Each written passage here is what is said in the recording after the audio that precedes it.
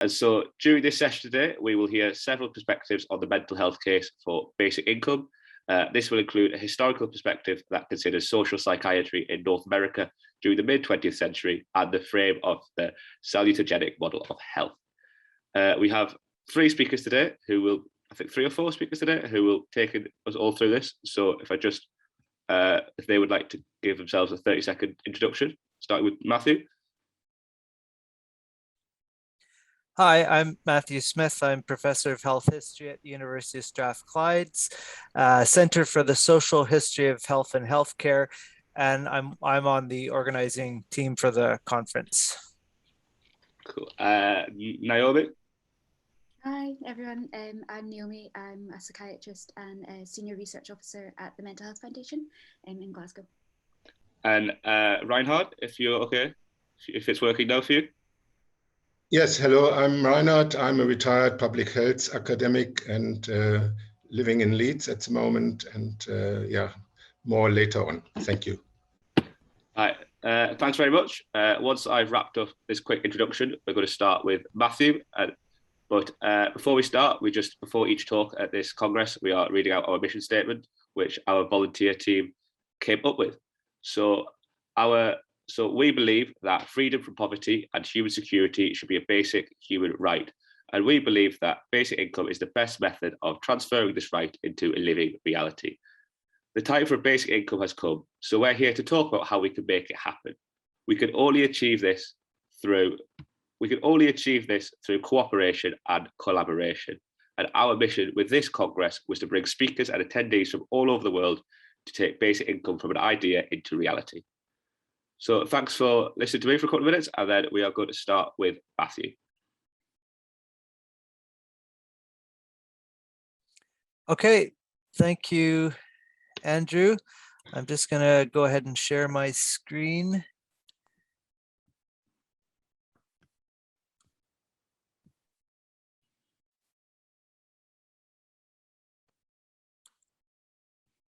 Oops. Can you all see that? Thumbs up. Yes. Okay, good. All right. Well, thanks. Thanks to everyone for showing up. And I'm grateful that we could have this session on mental health. As I'll be saying, I'm just going to start my timer so I don't go on too long. Okay. So as I'll be saying, I think one of the shortcomings of the basic income debates right now is that there's not enough focus on health. So hopefully you can start to change that. So I am a historian and I'm going to be mainly speaking about history. So if you like history, lucky you. If you don't, tough cookie, I guess. But I hope you find something of interest and of use in the next 15 minutes in the discussion later. So we'll get started. So I'll be reflecting on the history of social psychiatry. Social psychiatry is a term that is not used all that much today, but during the middle part of the 20th century, it was really a very influential approach to mental health, especially in North America, but also in Europe and other parts of the world as well. Often social psychiatry is thought of in terms of community mental health centers, therapeutic communities, or even more transcultural psychiatry. So learning about how different cultures understand and interpret different mental health symptoms. But the way I'm looking at it today is through its being understood as a preventive approach to psychiatry, a preventive psychiatry. So what I'm going to do is I'm going to quickly go through 4 of the most important, as I see them, social psychiatry studies, and then link them to how those studies suggest that basic income could be good for mental health. So the first one I'm going to talk about is rooted in Chicago, and it was done by Robert Ferris and Warren Dunham during the 1930s, and these guys were graduate students when they were doing this very influential study, in fact. So what they looked at, they were members of the Chicago School of Sociology, very influential, probably the most influential sociology school in North America in the first half of the 20th century. They examined admissions data from 30,000 patients in Cook County asylums or hospitals during the 1930s. And they found that the highest rates of schizophrenia, in particular, were found in, quote, the deteriorated regions in and surrounding the center of the city, no matter what race or nationality inhabited that region. And this led them to hypothesize that poverty led to social disintegration, instability, and stress. And all this contributed to confused, chaotic, and frustrated behavior. So this early sociology study, which was very much rooted in geography as well, the book, if you ever choose to get it, and I've got a typo there, it's mental disorder in urban areas. Boy, I'd be knocking my students for that, but mental disorder in urban areas. The book has about probably 50 of these amazing maps, which kind of plot mental illness on Chicago, the city itself. So this study really spearheaded a lot of subsequent research in linking social science, or that linked social scientists and psychiatrists.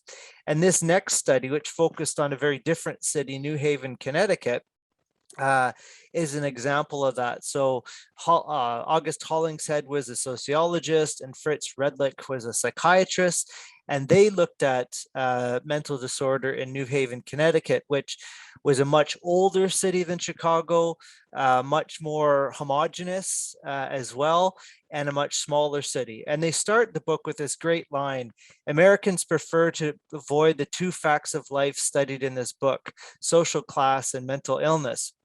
And one could say that Americans still tend to avoid those things, but that's a Canadian speaking. So anyways, so what they did is they divided New Haven into these 5 classes along the lines of socioeconomic factors, the lowest all the way up to the highest. And lo and behold, those at the lowest levels had the most mental illnesses, especially psychoses, and they also had the worst treatment and support. Whereas wealthier people had psychotherapy, they tended to have more invasive therapies, including electroshock therapy and lobotomy, which were popular therapies at the time. And they argued that linked in with their class were these feelings of social stigma, disrespect, disgust, low self-worth, hopelessness, and all of this lent itself to poor mental health outcomes. So the next study, the third, focuses not on a city, but a rural part of Nova Scotia, Stirling County, which is a pseudonym. It's not hard to figure out where it actually is, but it is a pseudonym. And this project began in 1948. It's technically still going. So it's one of the, along with a study in Lundby, Sweden, it's one of the longest psychiatric epidemiology studies in the world. Although one of the PI who is in her late 80s just died this past year, so it may or may not continue. So it focuses on a rural setting, and it identified social isolation and social disintegration in particular, which led to anxiety, depression, and other symptoms.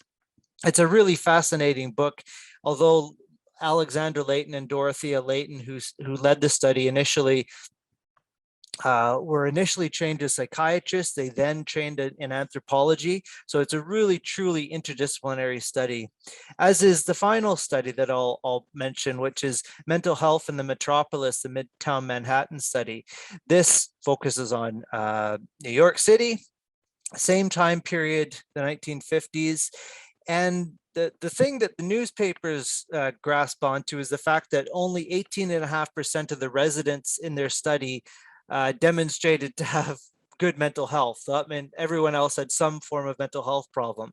But the researchers didn't like that focus on that aspect of the epidemiology. What they were more concerned with was whether or not cities were seen to be bad for mental health, because at that time, this was a very popular hypothesis. And they actually argued that much like Sterling County, isolation and low socioeconomic status was more important than simply living in a city, and more important than ethnicity as well. And the other point that I think it's important for us to be making in a session on mental health is that physical health and mental health were hopelessly intertwined as factors. So let's fast forward to today. Obviously, there's increased, accelerated concerns about mental illness, especially with COVID, but this was the case even in 2019.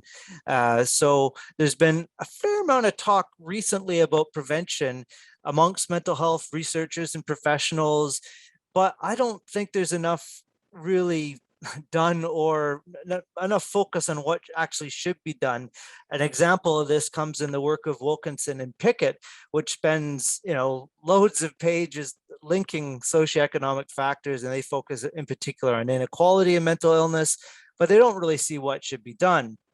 I would say, we know that there's a link. We need to figure out what to do about it. And so this brings me to UBI, basic income.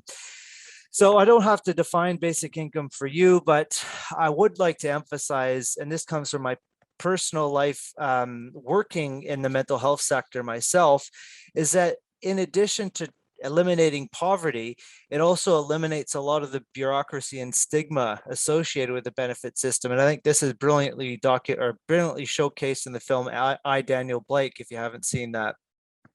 Now, interestingly, towards the tail end of the social psychiatry movement, basic income actually is suggested by the Joint Commission on the Mental Health of Children in 1969, but as we all know, it didn't get taken up. So could UBI improve mental health?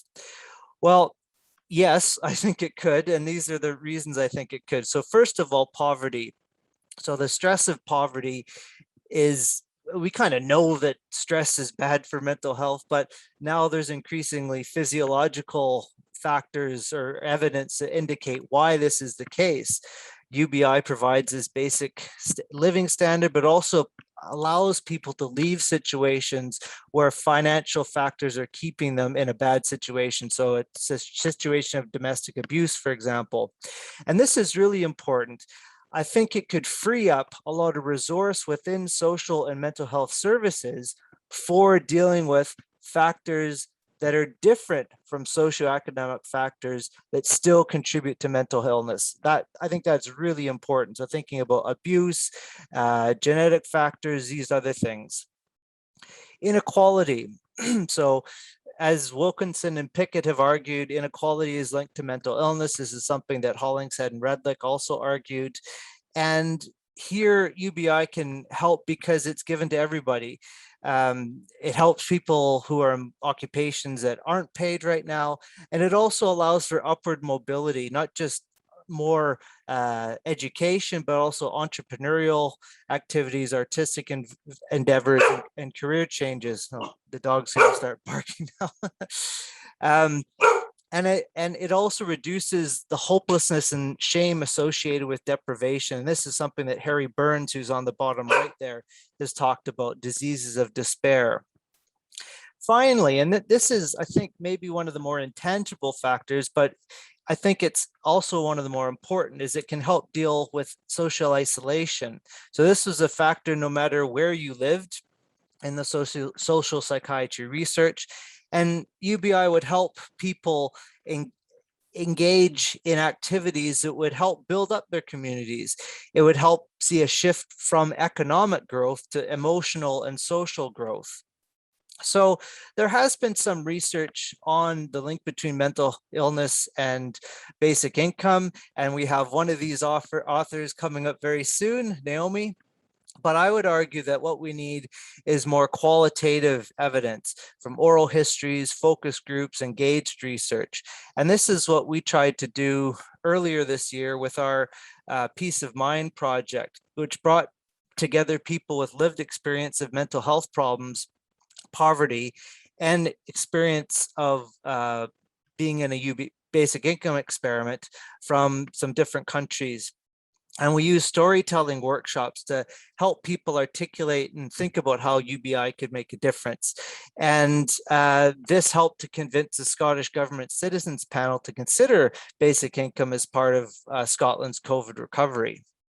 So just to conclude, I don't think basic income is going to solve all the mental health problems we have.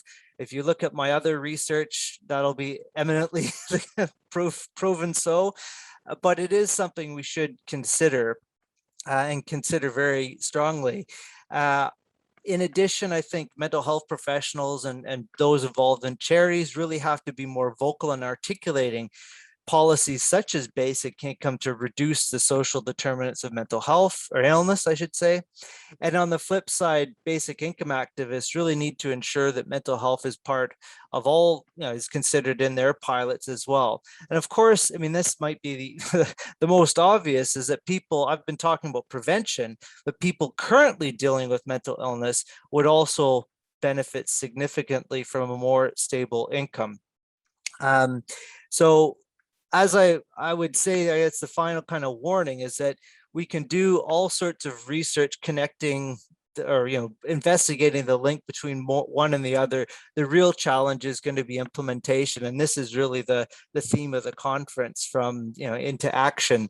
So that's what I have to say, and I want to acknowledge the support of the Arts and Humanities Research Council for funding this research, and thank you very much. I will stop sharing my screen.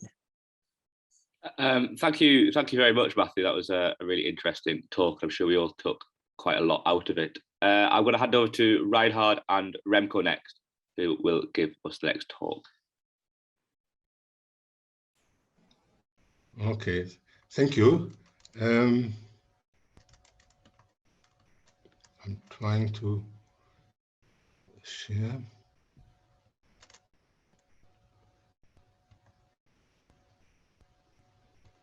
It still doesn't. Okay. Yeah.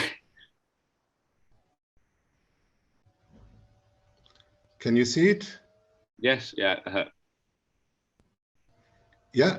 Can you see the title slide? Basic income, its health effects, and the theory of salutogenesis. Yeah, that's working for us. Okay, that's great. So yeah, good afternoon, everybody, and thanks for attending our session. And I think it's a good follow-up to Matthew. I think I agree with, we agree with most what he has said. And this presentation is by Remco Peters and myself, Reinhard Huss. Remco was planned to do this presentation, but due to work commitments, and we decided to swap, and I'm retired. So I receive a quasi-basic income as my pension, which gives me time autonomy, which I think is a very important aspect of basic income and health. So we agreed that I would do the presentation. So it's basic income, its health effects, and the theory of salutogenesis. So it's more general health, including mental health. Now, the outline of our presentation, there is a question which some of you have already answered in the poll, and if you haven't, you can go to the poll or answer it in the chat. Then I will come to the introduction, methods, findings and discussions, and conclusion. So the question for you was, how can a basic income improve health in your opinion? And I think about 10 people answered: reduction of stress, better food, more freedom, improvement of physical and mental health, overall better life. So these are your responses. If you have other suggestions, please put them in the poll or in the chat. Now to the introduction. We are looking at UBI, Universal Basic Income and Health, about the links. And one thing basic income can do is assure subsistence without a job in the formal economy. Another thing, basic income security can combine with essential healthcare services and other social services to improve health. Now, in order to understand this better, we have cash transfer trials. There is no basic income really on this planet at the moment. and cash transfer programs, and they may help to understand the link between cash and health. Now, it's important, as I said, to understand CT trials, cash transfer trials, are not the same as a full universal basic income. And there is no full universal basic income at the moment anywhere, because most of the cash transfers are not universal. They aim often at households instead of individuals. They are conditional, and they are often targeted towards specific groups.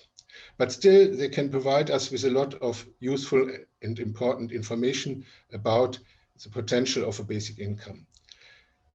In order to understand what basic income can do for health, it's good to understand different concepts of health.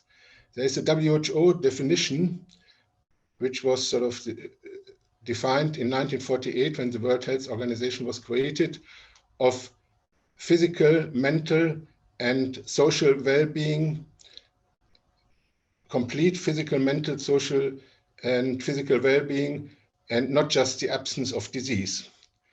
This definition has been criticized for being static and also being sort of idealistic.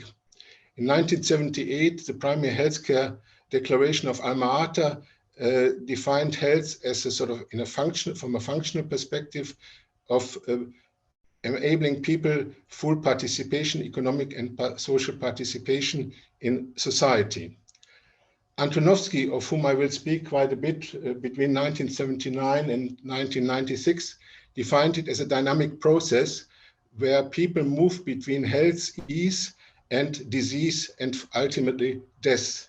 Because I'm now 67, if I apply the WHO definition and compare it with my state at the age of 20 or 25, I would say I'm not healthy anymore. But Antonovsky says it's a dynamic process at every minute, every day, every year, between health and disease, and we move between these two poles all the time. And finally, the WHO definition misses spiritual well-being, which has been sort of defined as successful management of everyday life with a sense of fulfillment and satisfaction, support and compassion for others, and responsibility for common good rooted in our beliefs and value and our sense of meaning. Now, the next step is, what are the pathways to health and what are the underlying mechanisms to move towards health? And most frequently, we consider the pathogenic pathway.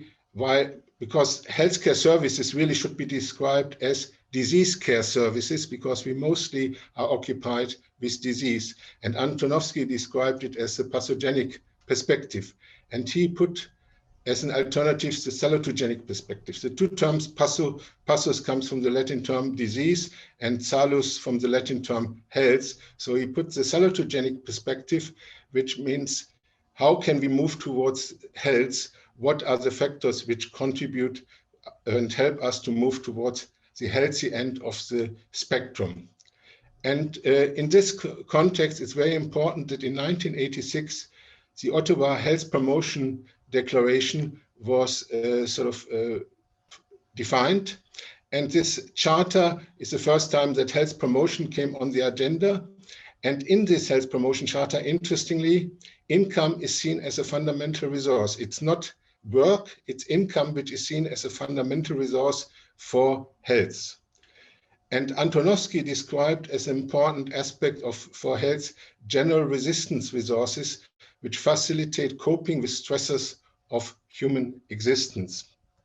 And he finally defined a theory of coherence, which consisted of three aspects: meaningfulness, which motivates us; comprehensibility, which is the information from the internal environment, our body, and the external environment, our surroundings; and manageability, which are the available resources. And these three combined help us to move towards the health end of the health disease spectrum.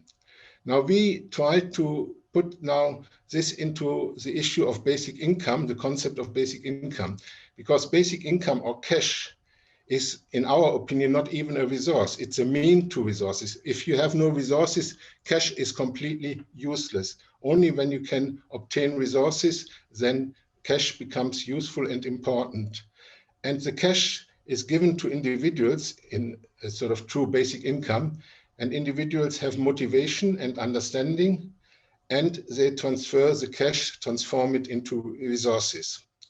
And then they can do several things. They can use it for health promotion to move towards health. They can use it for disease prevention to prevent certain diseases. At the moment, we all know we are confronted with COVID. So there is vaccination, there is masks, there is physical distancing. All these are disease prevention methods for COVID. Then there is disease treatment. Again, we see a lot of this in relation to COVID. Again, individuals can use it for that, but cash can also be used for disease hazards. So people may actually invest it in resources which are hazard. Often tobacco, alcohol are quoted, but even food, nutrition can be a health promoting resource. It can be disease prevention if you are malnourished or on the brink of malnourishment, or disease treatment if you are malnourished. But if you overeat or eat certain types of food, it can be a hazard and can lead to disease. Now, how can we understand this pathway better? And so we talk about visible and invisible mechanisms, which is based on the scientific realist concept, to try to understand when individuals receive cash in a certain context, then what will they do? They will reason over this cash and make decisions to obtain resources, and then hopefully this will lead to improved health. The visible mechanisms are the resources, which are often recorded in research, and the invisible ones is the reasoning and decision-making, which is less often recorded. That's why I agree with Matthew that we need more qualitative research, explore with people how they reason and what they use the cash for. Now, as I already mentioned, cash can also be used for goods and behaviors hazardous to health. For instance, it can facilitate the purchase and use of hazardous goods. Does it do this when cash is given? That's an important question, especially as in poverty, often it is associated with high alcohol or tobacco consumption. But the question is it cause or consequence of the poverty? In my opinion, and I think in view of most of the research, it's a consequence of poverty that people sort of increase the consumption of alcohol and tobacco in very stressful and deprived situations. Now, our objective was to look at the cash transfer trials which are available and to evaluate whether and how cash transfer interventions reported various dimensions of health and explored the use of health-related resources. We wanted to explore whether the sense of coherence concept of Antonovsky is useful to explore the effect between cash and health. And finally, we wanted to look at whether the use and effects of goods and behaviors hazardous to health had been explored in the studies.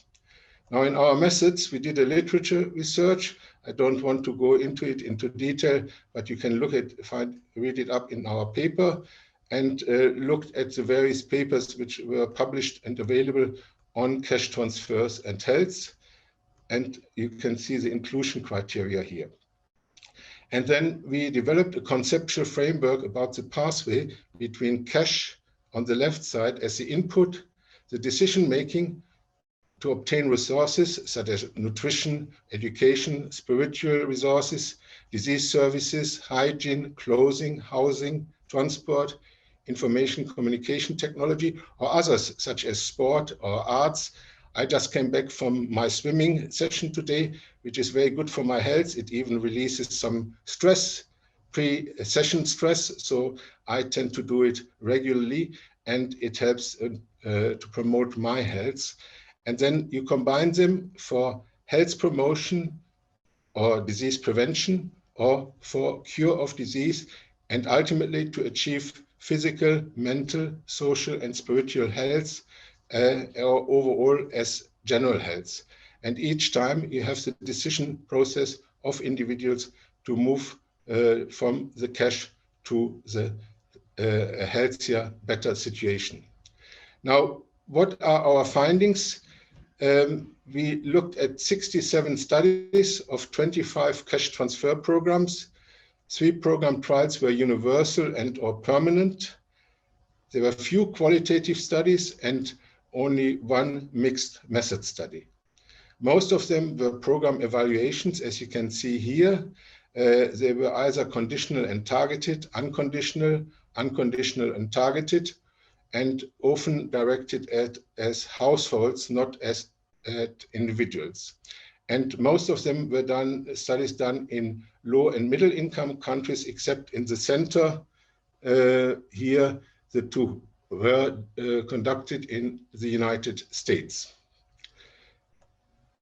And then we had cash transfer experiments and trials, again, conditional targeted, unconditional or unconditional and targeted, mostly again directed at households, 1 at young women and another 1 at individuals. And again, most were in low and middle income countries, except 2, which were in Canada and the United States, which you can see here. Now, as I said, we wanted to find out whether these studies measured health or verified health, and we defined physical health as a maintenance of physiological homeostasis during changing circumstances. So for instance, your blood pressure is normally in a certain range, the normal range, but it may go up if you're under stress, if you do sport, but then it returns to normal if you are in a healthy state. Mental health we defined as positive state of mind and body, which enables and supports good relationships. And social health as social inclusion, acceptance, and participation. And finally, spiritual health as a sense of fulfillment and satisfaction, support and compassion for others, and a responsibility for the common good based on values and beliefs. Now, we found in terms of our search that 3 studies sort of looked at general health, 15 at physical health, and 5 at mental health. No identified studies that measured or verified social or spiritual health. A few studies looked at some aspects of social health. In terms of health resources, which I had already referred to, we found that in the studies, the cash transfer studies, the main resource which was obtained with the cash was food, nutrition, and education, which is not surprising. It's quite understandable because many of the cash transfers are aimed at people in poverty or even extreme poverty. And obviously food is the most important necessity to improve your health. Other resources obtained in different contexts were healthcare services, because they are not always free, such as in the UK, clothing, spiritual resources, hygiene, housing, transport, and others, such as investments or savings to protect against future stress, or also to invest, for instance, in a health insurance if there is no universal healthcare coverage. Now, in terms of our second objective, objective 2, mechanisms between cash transfers and various dimensions of health, we found that there is a lack of theory of frameworks guiding programs, designs, or evaluation. There is no complete pathway between cash transfer and specific or all aspects of health, and individual decision-making processes were rarely investigated in these studies. And finally, in the objective 3, the use and effect of goods and behavior hazardous to health, we found few health-related studies investigated impact of cash on hazardous goods or behaviors. Most of these focused, if they investigated it, on tobacco and alcohol, and multiple observed reduced tobacco and alcohol consumption, which is actually against the sort of common prejudice about basic income that it will just lead to sort of these temptation goods, which just is not confirmed by the studies. And there were a few which focused on risky sex or gambling and fertility. So in conclusion, is a salutogenic approach such as a sense of coherence useful to understand the pathways between cash transfer and health? I say such as a sense of coherence because since Antonovsky came up with this concept, others have developed theories regarding salutogenesis. Now, in our conclusion, we think that a salutogenic approach could be useful to evaluate the complete pathway between basic income and health, but no sort of study, no complete pathway between cash transfer and specific or all aspects of health has been sort of established up to now. And most studies reported on positive health effects, often physical and mental health, and positive health-related resources. Thank you. And this is the end of my presentation, or our presentation. I thank Remco very much for designing many of the slides, and thank you for your attention. And I will stop sharing now. Thank you, Reinhard. I think we all really enjoyed your talk as well. Some really interesting points in that, and obviously I think we'll have some questions for you at the end. But if we just want to hand over to Naomi for her talk, if that's okay. Yeah, I'll just share the screen.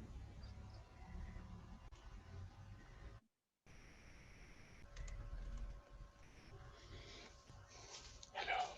Can you see that? Yeah, that's working for me. Thank you. Yeah, okay. So, yeah, hi, just to introduce myself again, I'm Naomi. I'm a psychiatrist in Glasgow and a senior research officer at the Mental Health Foundation in Scotland.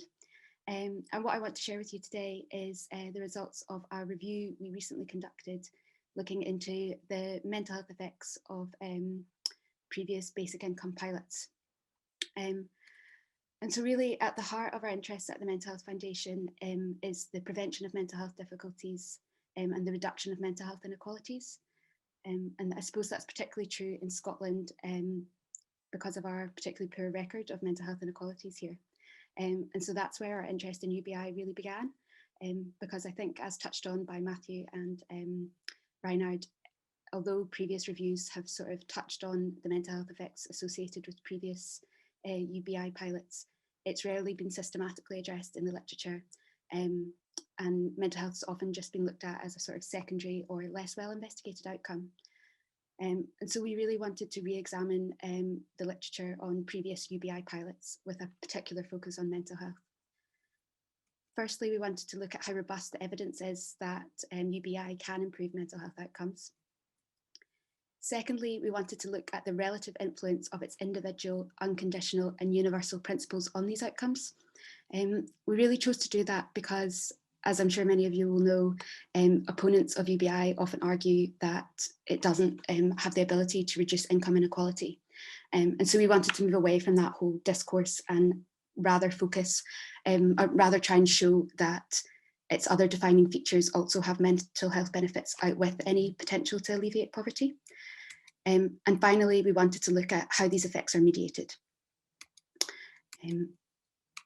Oh, it's not working here. Sorry. So our inclusion criteria that we chose to use for our search were that we searched for basic income studies. And by that, we defined these basic income studies as any study that provided periodic cash payments on an unconditional basis. But as touched on by the first two speakers, we didn't include universality or payments that were provided on an individual basis as prerequisites for inclusion, because we wouldn't have really been able to include any studies if we had done that, and we wanted to gather as much evidence as possible. We only included studies that had a mental health outcome measure, or that used a mental health outcome measure, but we weren't that stringent about that. We looked at any mental health outcome measure. And we focused exclusively on high income countries. And we did that because we were primarily trying to generate evidence for policymakers in Scotland. And so we wanted to look at countries as similar to Scotland as possible. So I'm just going to provide a very brief overview of our results because I don't have time to go into them all in depth, but I'm happy to share the full report with anyone who's interested at the end of the session.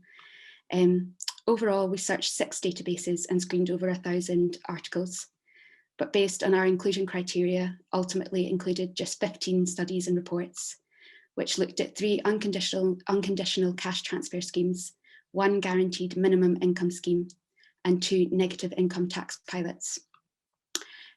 So this is just a brief overview of the pilots that we included, and hopefully there'll be pilots that you're familiar with or that have been talked about in sessions, other sessions this week.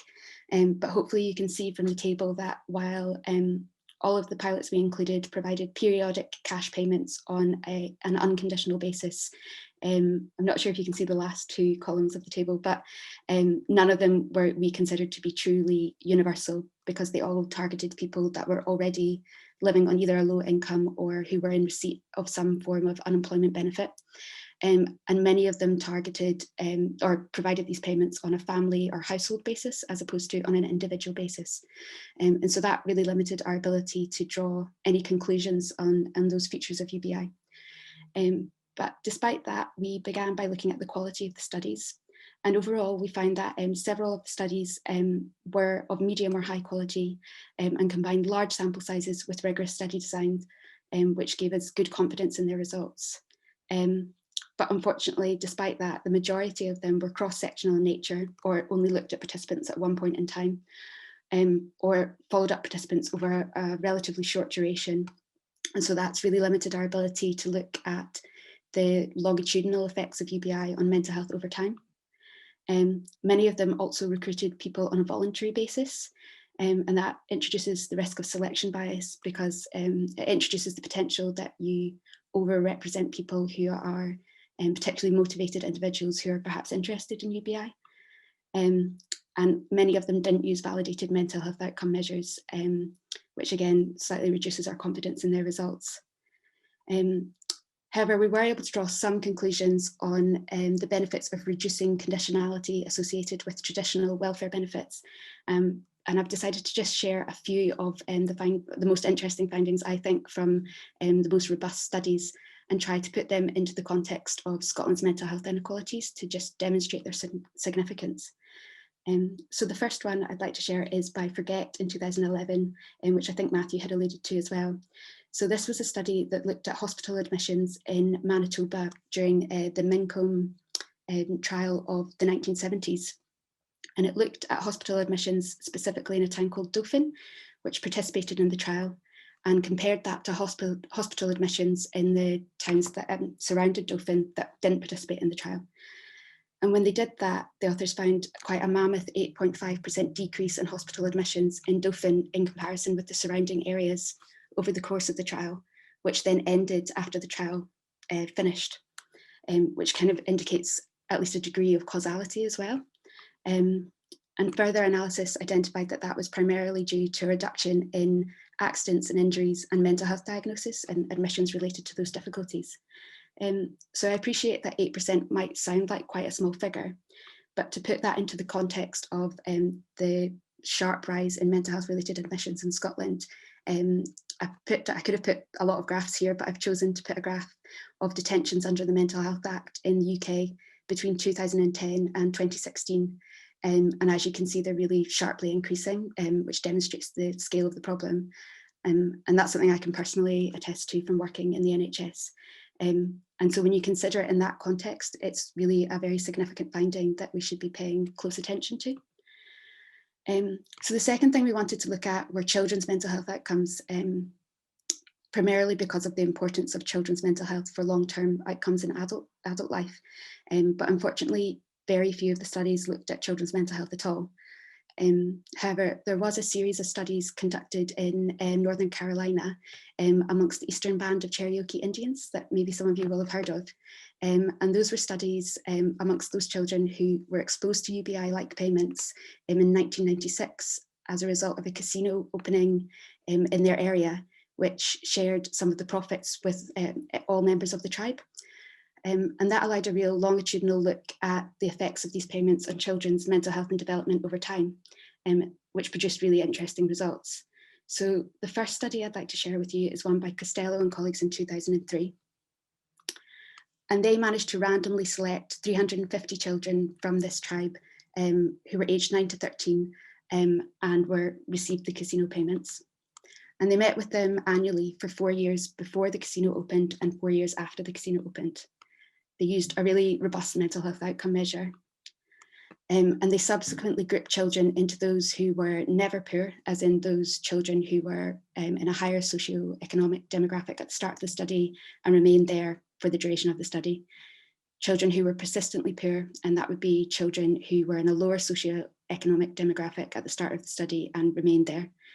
And then a smaller group of children who were ex-poor, or they termed ex-poor, and those were a group of children who were lifted from poverty as a result of the casino opening.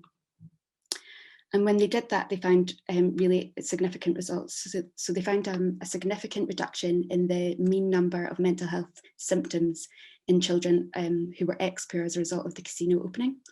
And hopefully you can see that from the graph. So the children who were persistently poor had a high number of mental health difficulties at the start of the study, and that increased over the course of the study, where the children who were never poor had a lower number of mental health difficulties, and that remained relatively consistent. But amongst the ex-poor children, the levels of mental health difficulties fell significantly to almost the same level as children who were never poor in the first place.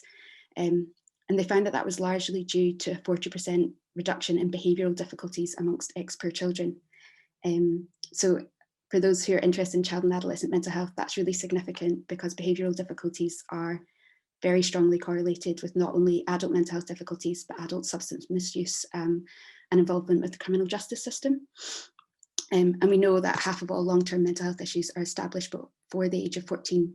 So I think that's something we should be paying attention to. And that was demonstrated in 2010 when the same authors went back and revisited those children once they'd reached the age of 21. And they were also able to compare that group of young people once they'd reached 21 with a group of over 1,000 other young 21-year-olds from the surrounding area who didn't receive the payments. And when they did that, they found that the mental health benefits of the payments extended into adulthood.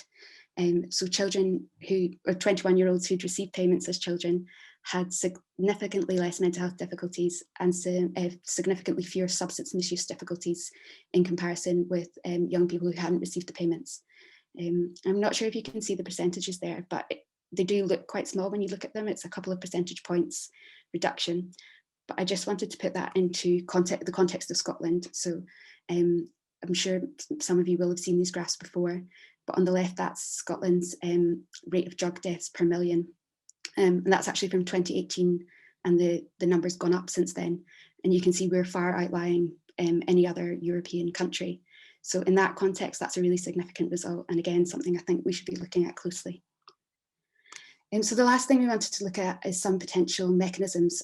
So that's ways in which UBI might have exerted those mental health benefits. And we did that by looking at sort of common features from across the studies that might indicate how those mental health benefits occurred. And we found quite a few different potential mechanisms, but there's two that I wanted to share with you. So the first of those was increased hope, and that was reported by almost all studies. Participants reported an increased ability to hope and plan for the future. But there was one study in particular that I felt really demonstrated that particularly aptly, and that was by Singh and colleagues in 2020. He looked at self-reported lifespan, and that is how long young people perceived they were going to live.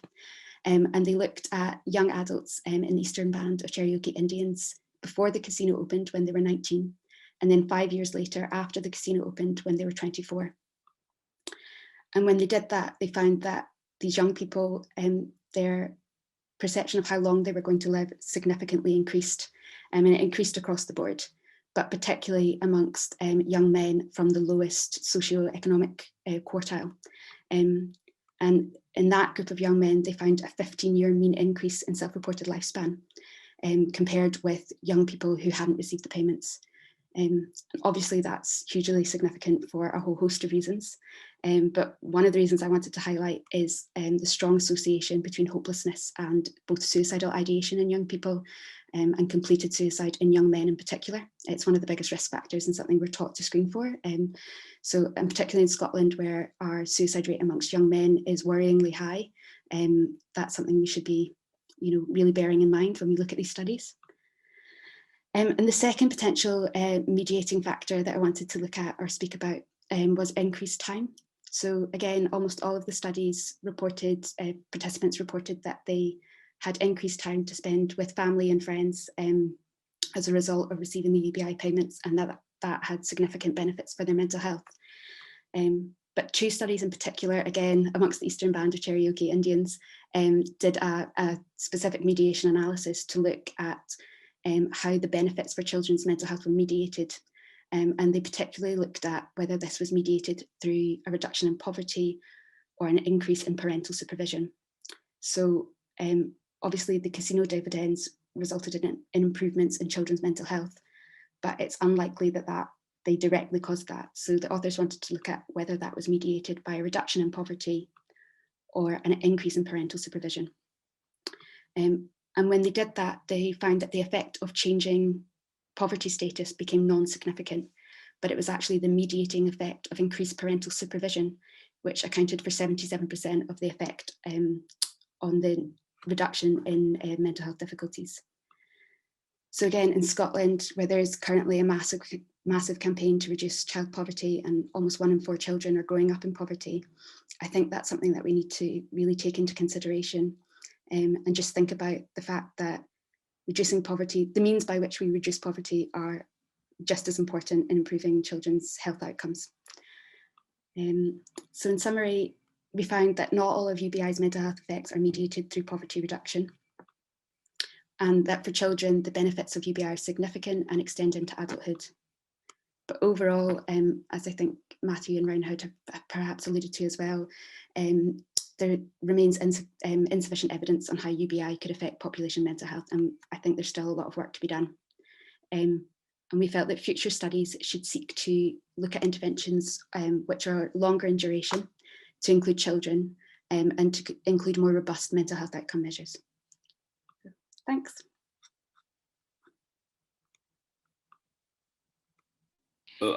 Thanks. Thank you very much, Naomi. That was also a really interesting talk. We've had 3 really interesting talks there, so I just want to say another thank you to Reinhard and Matthew. We haven't actually got any Q&As in the Hoover chat yet, but I'll just stop the recording.